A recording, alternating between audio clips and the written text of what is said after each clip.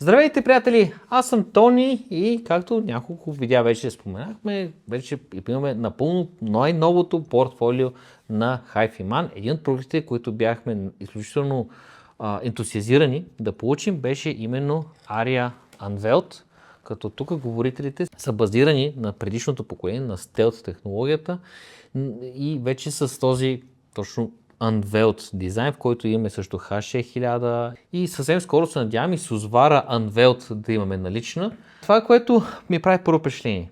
Дизайна е доста интересен, смея да твърда, но това, което ме притеснява, като говорителите са по този начин изложени, ако имате малки деца, шанса да бръкнат с химикалка или с нещо подобно и да ги повредят е, за съжаление, не малък. От HiFiMan също предоставят тези карбонови магнитни капачки, които като ги сложите, сега вече скривате самия говорител. Може да ги ползвате дори като работят с самите слушалки, като работят, но силно не го препоръчвам. Тези слушалки трябва да слушат отворени.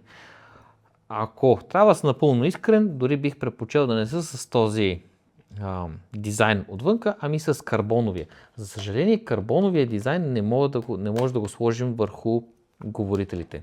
Диадемата е метална конструкция с пластмасови елементи, движеща се диадема, от другата страна си е пак по същия начин.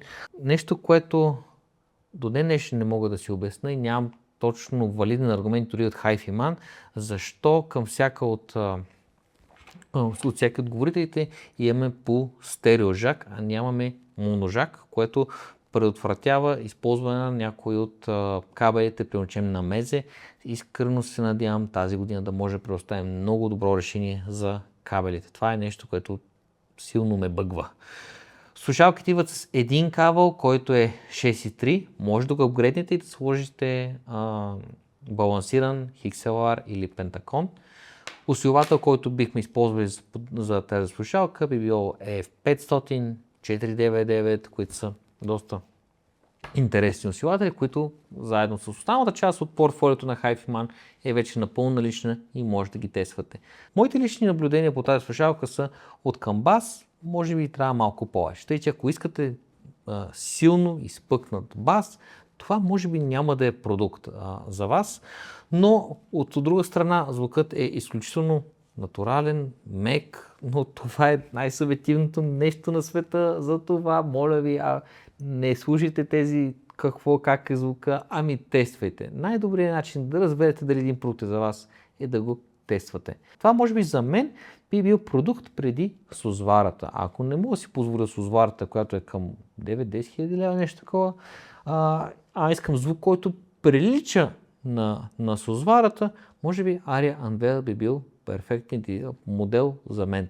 Разбира се, хубаво е се сравни и с H6000 Unveiled, да се сравни с Aria Organic, Aria Nano, също е интересен модел, и другите слушалки на HiFiMan, което отново, както споменах, са налични за тест. Вашето ухо няма да ви подведе. Дадено ревю, шансът да ви подведе е не малък. Затова Test is King, идвате и тествате.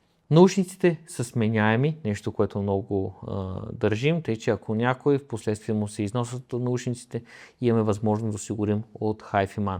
Много от наушниците вече ги имаме налични, тъй че може да бъдат закупени веднага, а ако ги няма, поръчваме от HiFiMan и съответно те биват осигурени. Самите слушалки са изключително леки, просто само като ги сложите и действително забравяте, че ги има. Нищо, че изглеждат големи на главата, въобще не се усещат, и нещо, което много ме кефи, много лесно податливи на EQ-та.